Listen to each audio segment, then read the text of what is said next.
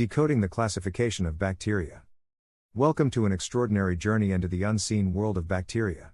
These microscopic organisms, invisible to the naked eye, are among the most diverse and fascinating living beings on Earth. Bacteria influence our lives in countless ways, both as allies and adversaries. In today's video, we'll unravel the mysteries of bacterial classification, breaking it down into simple, memorable concepts that will give you clarity and a deeper appreciation of microbiology. In this lesson, we'll focus on how and why bacteria are classified based on their shapes, structures, metabolism, motility, and more. So, let's begin our captivating exploration of the bacterial realm. Bacteria are single-celled organisms that belong to the prokaryote domain of life. Unlike eukaryotic cells, such as those in animals and plants, bacteria lack a nucleus and other membrane-bound organelles. Despite their simplicity, bacteria are incredibly diverse and adaptable, thriving across almost every environment imaginable, from boiling hydrothermal vents on the ocean floor to frozen Arctic ice. These tiny organisms play critical roles in ecosystems. Some contribute to nutrient cycling, while others help maintain the balance of life through symbiotic relationships. However, not all bacteria are friendly. Certain species can cause diseases that impact plants, animals, and humans. Their ubiquity and functional diversity make it essential to classify them into meaningful groups.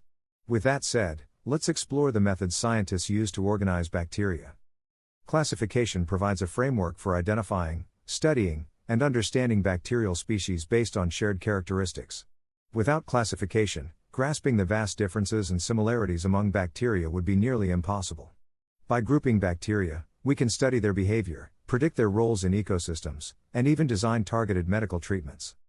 Scientists classify bacteria using several criteria, such as their shape, cell wall structure, metabolic processes, and movement mechanisms. Let's dive into each criterion individually. One of the simplest ways to classify bacteria is by their shape. Bacterial cells generally come in three distinct shapes. 1. Cocci. These are spherical bacteria, resembling tiny balls. Cocci can exist as single cells or form clusters, chains, or pairs. Examples include Staphylococcus aureus, which can form clusters like grapes, and Streptococcus, which forms chains. 2. Bacilli. These are rod-shaped bacteria. They resemble small cylinders and are often found singly or arranged in chains. A well-known example is Escherichia coli, or E. coli, a bacterium found in the human gut. 3. Spirula. These bacteria have a distinctive spiral or helical shape. A famous example is Spirillum volitans, which is commonly found in stagnant water. Understanding bacterial shapes is a visual and accessible way to identify their fundamental differences. Let's move on to another crucial aspect, cell wall structure. To dive deeper into bacterial classification, scientists use a technique called gram staining. By staining bacterial cells and observing their reaction under a microscope, we can categorize bacteria into two main groups, gram-positive and gram-negative. 1. Gram-positive bacteria. Gram-positive bacteria have a thick peptidoglycan layer in their cell walls. This layer retains the violet dye used in the gram staining process, giving the bacteria a purple appearance under the microscope. Examples include Streptococcus and Bacillus species. 2.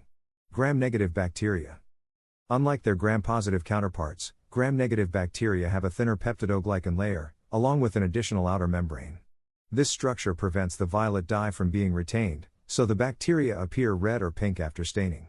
Examples include Escherichia coli and Salmonella.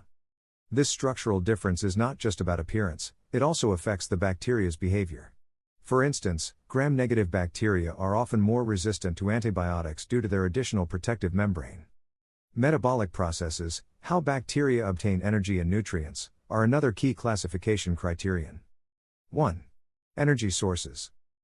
Autotrophs. These bacteria can produce their own food. For example, photosynthetic bacteria like cyanobacteria absorb sunlight to create energy. Heterotrophs. These organisms rely on breaking down organic substances for their energy needs. Many pathogenic bacteria, such as E. coli, fall into this category. 2. Oxygen requirements.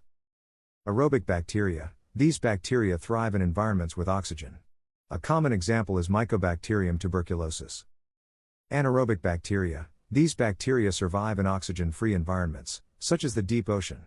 Examples include Clostridium species. Facultative anaerobes. These bacteria can live in both oxygen-rich and oxygen-free environments.